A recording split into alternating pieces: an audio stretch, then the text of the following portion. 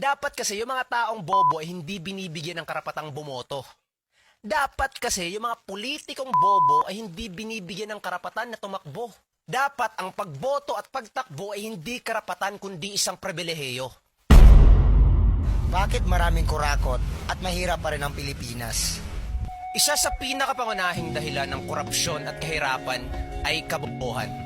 Karamihan sa mga botanteng Pilipino at opisyal na nasa gobyerno ay mga bobo. Sabi nga ng yumaong na dating senadora na si Miriam Defensor, kahit sinong bobo politiko ay pwedeng mahalal sa pwesto. Basta ba yung mga bumoboto sa kanya ay bobo rin kagaya niya. At sobrang evident niyan, lalo na sa nangyayari tuwing halalan. Halimbawa sa Senado o di kaya sa House of Representatives, meron tayong ex-convict, komedyante, aktor, at napakarami pang mga politiko na wala namang kaalam-alam sa batas. Pero nasa Kongreso.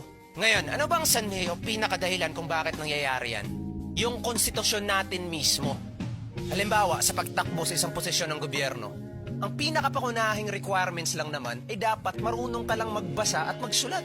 Kaya yung mga bobong politiko di kaya walang kaalam-alam sa batas, kahit man lang sa Article 3 ng 1987 Philippine Constitution, ay malayang nakakatakbo sa isang posisyon ng gobyerno.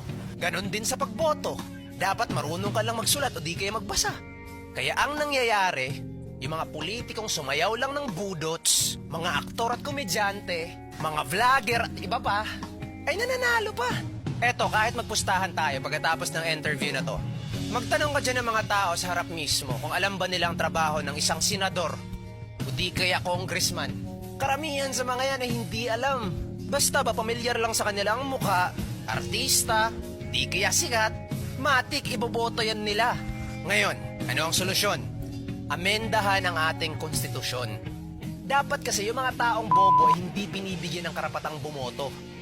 Dapat kasi yung mga politikong bobo ay hindi binibigyan ng karapatan na tumakbo. Dapat ang pagboto at pagtakbo ay hindi karapatan kundi isang pribilehiyo. Katulad ng pagkuha mo ng lisensya para makapagmaneho. Dadaan ka muna sa masinsinang seminar at pagsusulit bago ka bigyan ng lisensya upang malaya kang makapagmaneho.